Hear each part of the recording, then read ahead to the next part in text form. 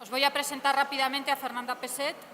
Ella es titular de la Universidad Politécnica de Valencia, doctora por la Universidad de Murcia desde 2002, coordina el programa de doctorado Industrias de la Comunicación y Culturales, y su docencia, sus publicaciones se orientan sobre todo a la comunicación científica, el acceso abierto, la implantación de protocolos OAI-PMH, normalización de la información, etcétera. Participa en varios proyectos de investigación como AIRALIS, en el gobierno de ELIS, y bueno, como toda esta información la tendréis por ahí, os dejo con ella directamente.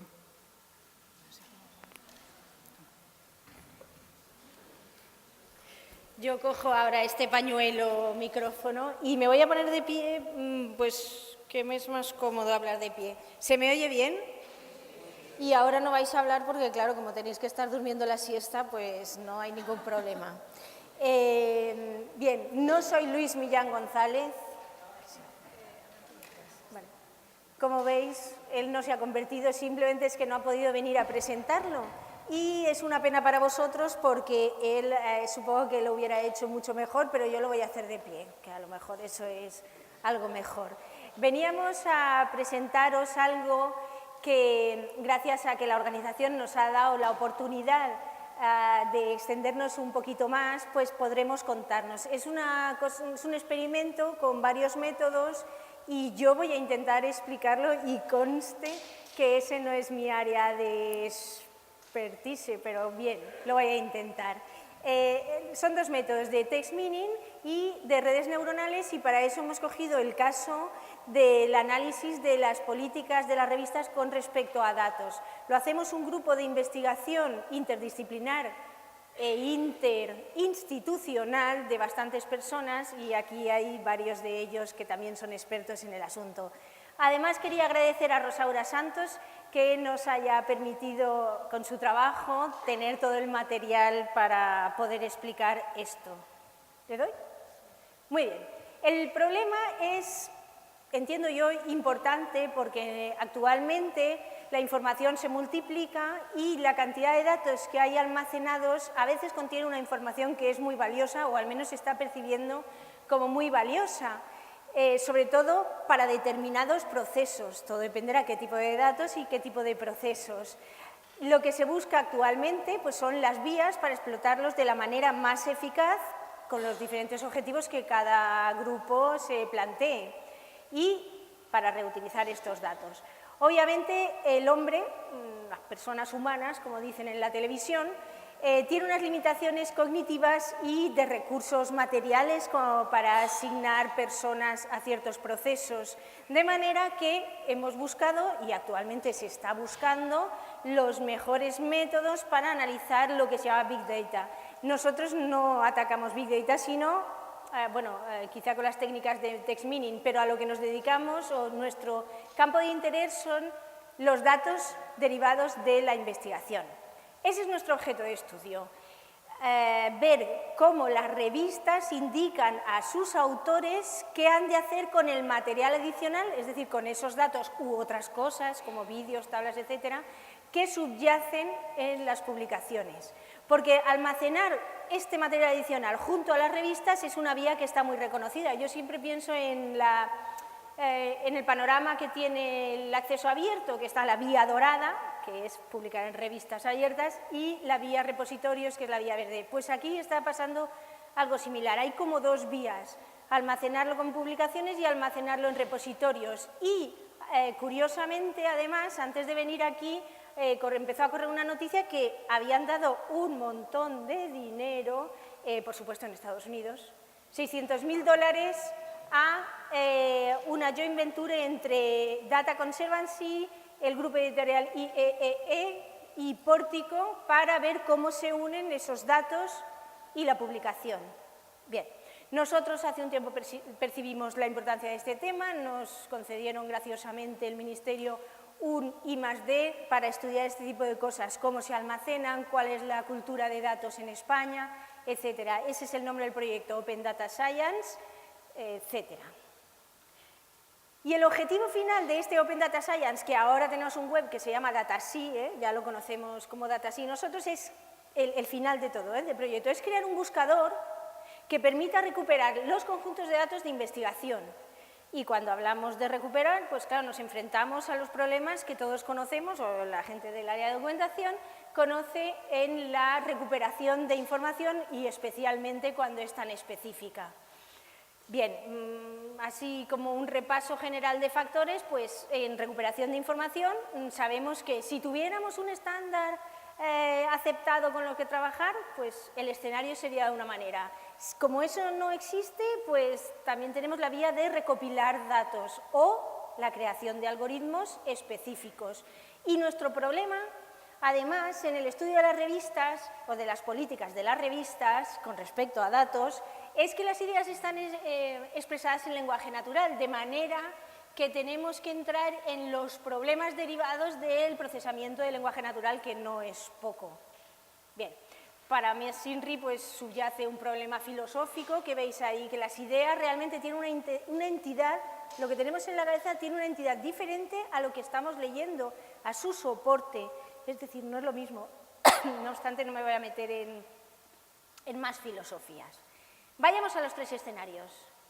Si tuviéramos estándares, si tuviéramos los datos perfectamente estructurados, disponibles de forma uniforme e universalmente aceptados, sería fácil atacarlo y analizarlo, recombinarlo, etc. Pero, como dice el chiste, no sé si se ve muy bien, un chiste que no sé quién mandó hace un tiempo a las listas, actualmente hay muchísimos estándares, todos nos damos cuenta de que son demasiados estándares y podemos crear un nuevo estándar que simplemente se convertirá en uno más dentro de todo ese mare magnum de estándares.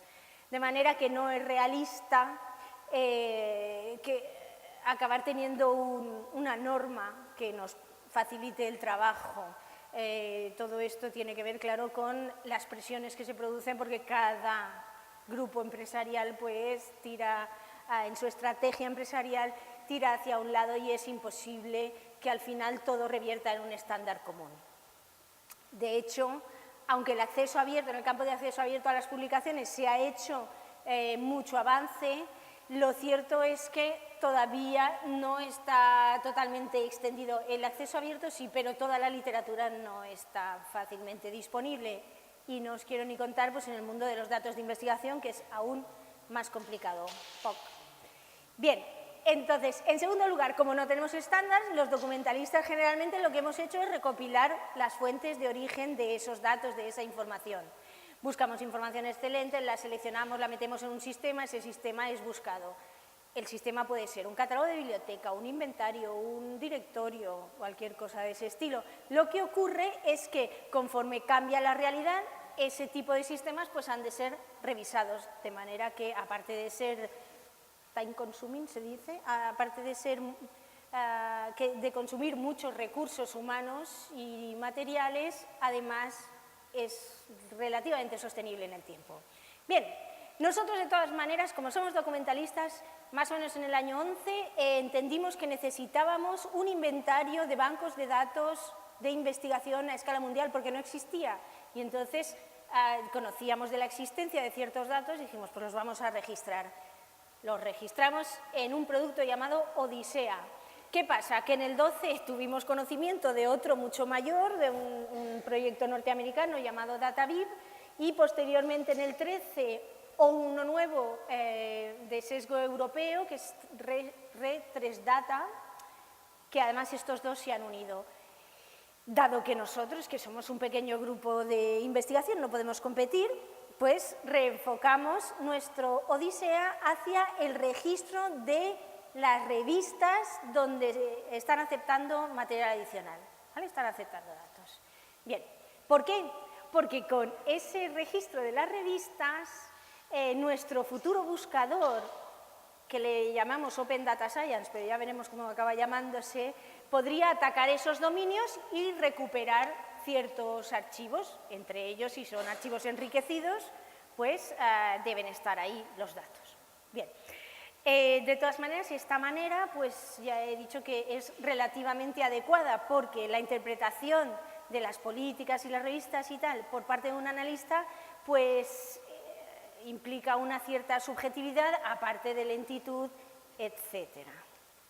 Así que, gracias a la colaboración, como somos grupo interdisciplinar, gracias a la colaboración con otros expertos de estadística y de matemática, pues hemos podido avanzar un poquito en ese buscador en busca de crear un algoritmo específico para este problema de las revistas.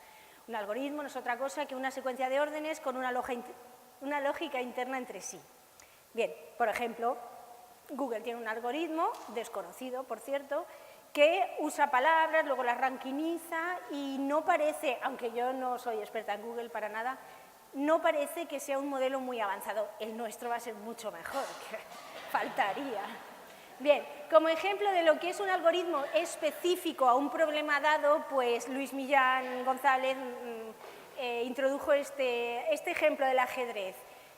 Por ejemplo, en ajedrez sabemos que hay máquinas que juegan al ajedrez, ¿no? Y que utilizan inteligencia artificial para aprender, porque aunque las máquinas, aunque las computadoras son potentes y pueden calcular todas las variables de todas las jugadas, no es cierto en cuanto, o sea, si tenemos en cuenta el tiempo que tienen para el cálculo. De manera que lo que se hace es introducirle unas premisas lógicas que están adaptadas a ese juego. Por ejemplo, asignando mayor peso a lo que se mueve en el centro del tablero y así deja de calcular los extremos del tablero, ¿vale? Ese sería ese tipo de premisas que es para un escenario determinado. Bien, pues para las búsquedas y recuperación de información también hay modelos matemáticos que refinan las búsquedas cuando esto se puede escribir en lenguajes de programación en un buscador. Y, por ejemplo, asignando determinada fuerza a ciertas palabras que se recuperan o indicando que X término sea central de la búsqueda, etc. Esa es nuestra intención, indagar los sistemas que existen en el mercado a nivel matemático e informático para hacer más inteligente nuestro futuro buscador. Es decir, que no sea la simple recuperación de las fuentes indicadas, aunque ambos métodos, o sea, introducirle las fuentes y refinar las búsquedas, son complementarios, son métodos complementarios, pero no buscan de igual manera. Y nos lo ha permitido, insisto, el trabajar con otras personas, e insisto que yo no soy experta en esto. Y lo que pretendemos es crear algoritmos de búsqueda que nutran ese modelo de recuperación contemplando unas premisas lógicas especiales adaptadas al problema estudiado. Buscamos, por tanto, ya lo he dicho, el método de análisis más eficaz para encontrar datos de investigación que puedan ser reutilizados. En este momento estamos probando diferentes soluciones matemáticas para conseguir ese objetivo, ese buscador final, y el año pasado pues ya presentamos un trabajo que hicimos con el método basado en redes neuronales. El método de las redes neuronales, pues también llamado Self-Organizing Map, SOM y mapas autoorganizados, ya ha sido utilizado incluso por alguno de los presentes para el campo de la documentación.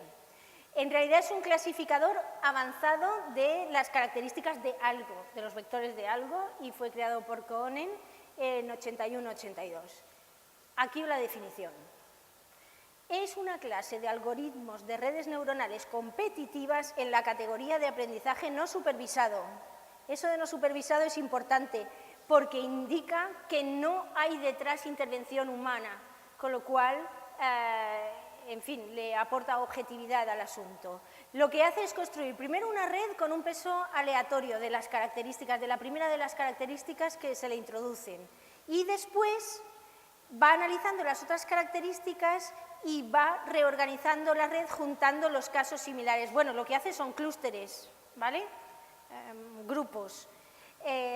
Lo que pasa que la gracia que tiene este análisis frente al análisis de clústeres es que en vez de analizar una sola característica se pueden ver todas las características a la vez, todas las variables que se introduzcan a un tiempo. Y en realidad tiene esa apariencia. Ese mapa tan bonito, que ese tiene 3 dimensiones, no 2, pero es que lo he sacado de la Wikipedia, es muy bonito, con sus niveles, que parece una cartografía, pero de palabras, de características.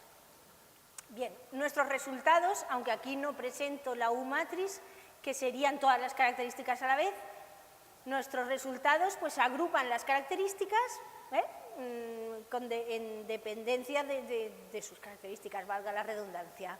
Después lo presenta en colores y se pueden observar los clústeres según las variables que hemos metido. Esto ya lo presentamos el año pasado y lo que venimos a contar es cuáles son sus ventajas y sus desventajas. Como ventaja de este método de redes neuronales es que es mucho menos subjetivo que la recopilación humana de las fuentes y la introducción. Además, es más automatizado a la hora de la interpretación, pero una cosa verdaderamente bonita es que te ofrece un mapa que no solo te da los casos seleccionados, los que cumplen con las características que tú quieres, sino te ofrece todos los casos y ves el mejor, digamos, y el opuesto, de manera que también se sacan conclusiones por tener todos los casos a un tiempo. Y por último, como emplea un lenguaje matemático, pues sí que puede ser implementada como algoritmo para un buscador, o bueno, un buscador exactamente no. La desventaja, pues que se necesita cierta acción, lo he perdido, cierta acción del analista para recuperar esas, para caracterizar, y que la construcción de ese mapa no es inmediata, no es como Google, que le metes unas palabras y enseguida te devuelve los resultados. No, esto lleva horas de computación. Bien, una vez visto esto, este año 14 pensamos que íbamos a seguir intentando con nuevas herramientas y de ahí nos aproximamos al mismo problema, pero desde lo que se llama minería de textos, data mining, etc. La definición de minería de datos es la extracción no trivial de información que está implícita y por tanto es previamente desconocida y potencialmente útil a partir de una serie de datos.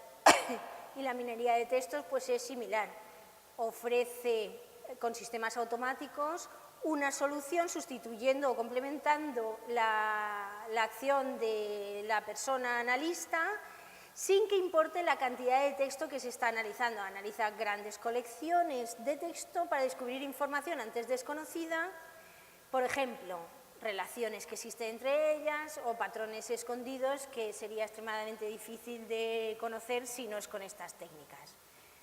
Hay que decir, ¿cuánto? 5 minutos.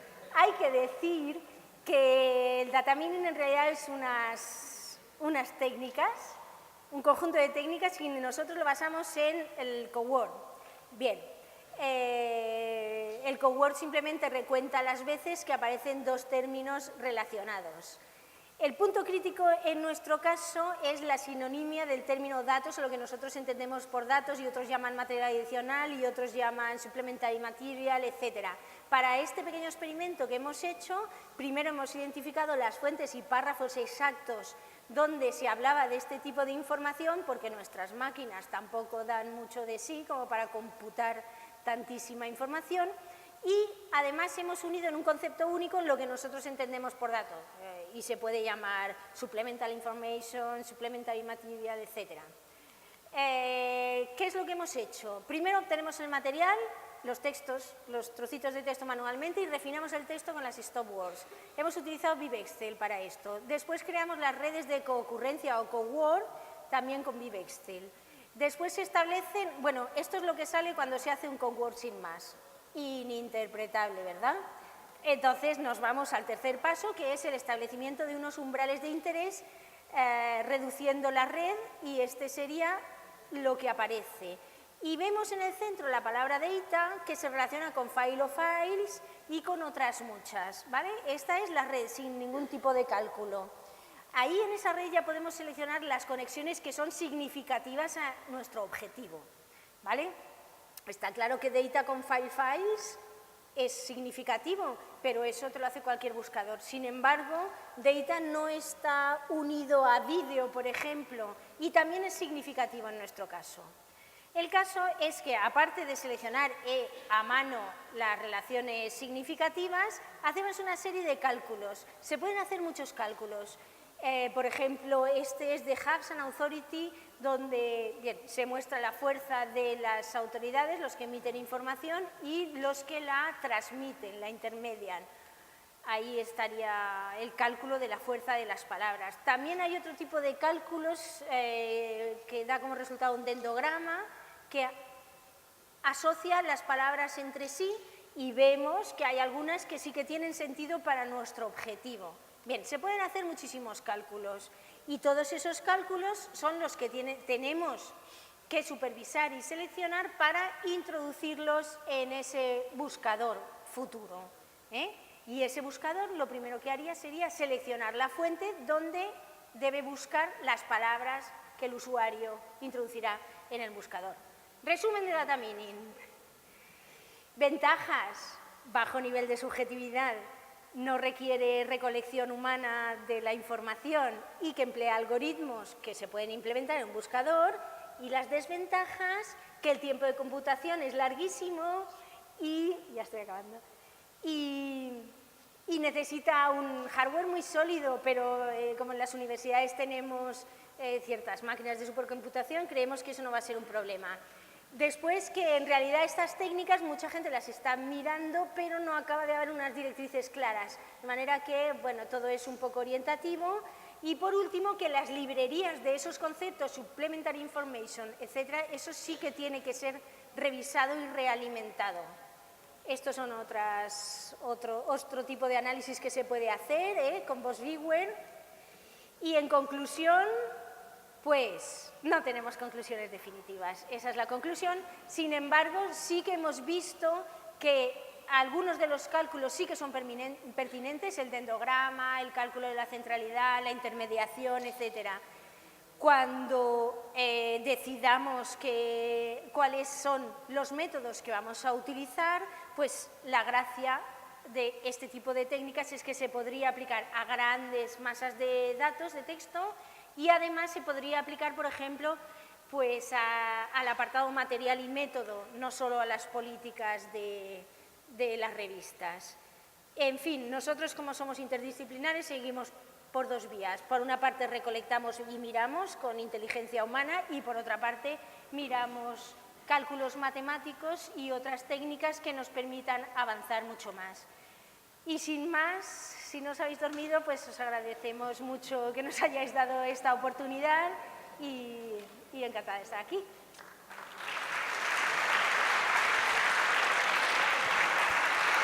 Sí, yo quería saber el sistema de recolección de fuentes, cuál utilizáis, ¿es manual o utilizáis directorios, cómo lo hacéis? Y luego el tema del lenguaje natural, porque he visto que los términos aparecen en inglés, pero supongo que será el caso que no solamente sea aplicable en inglés.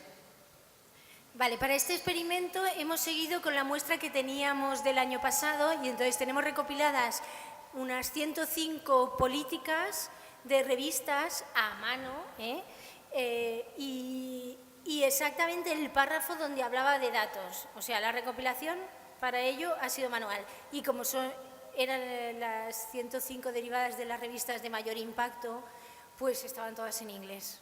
Esta es la cosa. De todas maneras, yo desconozco que en estos momentos haya ninguna revista española que esté aceptando datos y, por tanto, datos junto al artículo. Entonces, de todas maneras, con ponerle una librería de stop words y de términos de las palabras clave esas en español, pues en principio estaría correcto. ¿Nos da tiempo a alguna pregunta más? ¿Alguien tiene alguna duda más? ¿Algo que quiera ampliar? ¿Algún comentario?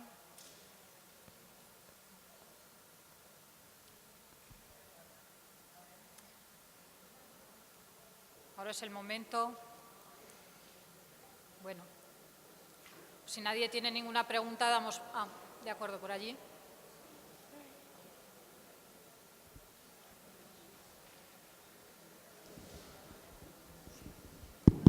Sí, ya está. Enhorabuena por el trabajo y todo el proceso. Yo la duda que tengo, pero seguramente es que no entiendo el alcance son mucha información y muchos datos. A mí me recuerda el problema que planteaba Saussure, el lingüista, cuando discernía entre significado y significante. me parece que este tipo de programas trabajan con el significante, es decir, con la forma de la palabra. Y entonces me queda la duda de todos los aspectos del significado, es decir, la interpretación, la polisemia, la sinonimia, etc. ¿Vosotros cómo resolvéis ese tipo de problema?